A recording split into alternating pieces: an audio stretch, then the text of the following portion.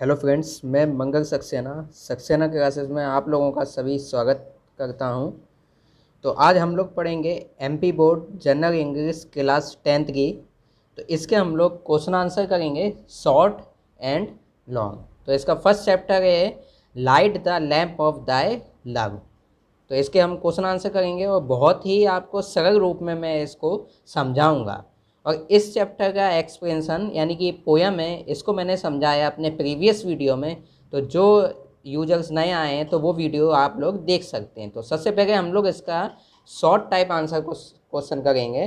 तो इसका first question है आप लोगों का, what do you mean by in my house in the poem, यानी कि कविता में मेरे घर में का क्या मतलब है। तो इसका आंसर है आप लोगों का, in my house means in my heart in this poem, यानी कि इस कविता में मेरे घर में का मतलब मेरे दिल में है, यानी हार्ट में है। तो आइए इसका नेक्स्ट क्वेश्चन हम लोग करते हैं। नेक्स्ट क्वेश्चन है इसका, what does the speaker went the road to do at first, यानी कि वक्ता कवि पहले क्या कहना चाहता है। वक्ता यानी कवि कहते हैं हम लोग। तो इसका आंसर है the speaker wants to pray to God to light the lamp of his love in his heart, यानी कि वक्ता चाहता है कि ईश्वर से प्रार्थना करे कि वह अपने दिल में अपने प्रेम का दीपक जलाता रहे। चलिए आगे हम नेक्स्ट क्वेश्चन इसका करते हैं तीसरा। तो तीसरा क्वेश्चन है इसका, what kind of lamp is it in the poem, यानी कि कविता में किस प्रकार का दीपक है।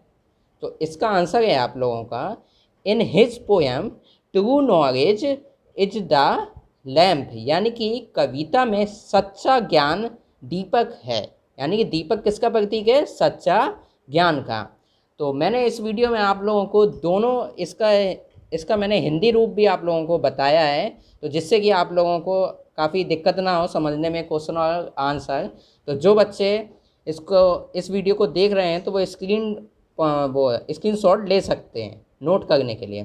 तो आइए हम लोग इसका नेक्स्ट क्वेश्चन करते हैं, क्वेश्चन नंबर 4। तो क्वेश्चन नंबर 4 है आप लोगों का, what does darkness stand for in the poem, यानी कि कविता में अंधकार का क्या मतलब है, यानी कि कविता में अंधकार का क्या तात्पर्य है या मतलब है। तो इसका आंसर है, ignorance and evil deeds are darkness in his poem. तो यानी कि इसका मतलब हुआ आप लोगों का, अंधकार से मतलब अज्ञान और बुरे कर्म से है, कविता में डार्कनेस का मतलब। नेक्स्ट क्वेश्चन है क्वेश्चन नंबर 5 इसका, what does light stand for in the poem, यानी कि कविता में प्रकाश से क्या मतलब है, यानी कि कविता में प्रकाश का क्या मतलब है, किसके लिए प्रतीक है वो प्रकाश, लाइट। तो इसका आंसर है आप लोगों का, light stands for knowledge in the poem, यानी कि कविता में प्रकाश का अर्थ ज्ञान है, ज्ञान यानी नॉलेज आप लोगों की, ठीक है ना। तो उम्मीद करता हूँ आप लोगों को ये वीडियो और क्वेश्चन आंसर आप लोगों को समझ में आ रहे होंगे। तो जो बच्चे इस वीडियो को देख रहे हैं तो स्क्रीन पॉज करके इसका स्क्रीनशॉट ले सकते हैं। तो नेक्स्ट क्वेश्चन इसका क्वेश्चन नंबर 6 है, what are the senses compare to, यानी कि इंद्रियों की तुलना किससे की गई है, कविता में इंद्रियों की तुलना किससे की गई है। तो इसका आंसर है, senses are compare to lamps, यानी कि इंद्रियों की तुलना दीपक से की गई है, ठीक है ना। इंद्रियां हमारे बॉडी के अंदर रहती हैं, सेंस रहते हैं आप लोगों के, तो उसकी तुलना कवि ने किससे की है, दीपक से की गई है। तो क्वेश्चन नंबर 7 है आप लोगों का, who is the poet of the poem light the lamp of दाय लव, यानी कि प्यार का दीपक जलाओ कविता के कवि कौन है। तो इसका आंसर है आप लोगों का, रविंद्रनाथ टैगोर। तो ये क्वेश्चन अधिकतर आप लोगों का स्टैंजा में पूछा जाता है, तो ये इम्पोर्टेंट आप लोगों का काफ़ी है, क्वेश्चन आप लोगों का काफ़ी इम्पोर्टेंट है। तो इसे ध्यान रखना आप लोगों का कि इस कविता के कवि कौन है, रविंद्रनाथ टैगोर। तो आइए हम लोग इसका नेक्स्ट क्वेश्चन करते हैं। अब क्वेश्चन आप लोगों के आएंगे लॉन्ग टाइप क्वेश्चन। तो लॉन्ग टाइप क्वेश्चन में आप लोगों का क्वेश्चन नंबर 8 है, why does the poet went God to light the lamp, यानी कि कवि ईश्वर से दीपक क्यों जलवाना चाहता है। तो इसका आंसर है आप लोगों का, the poet wants God to light the lamp to remove the ignorance in his heart. Also the wonderful rays of lamp would transform evil into good and clay into gold।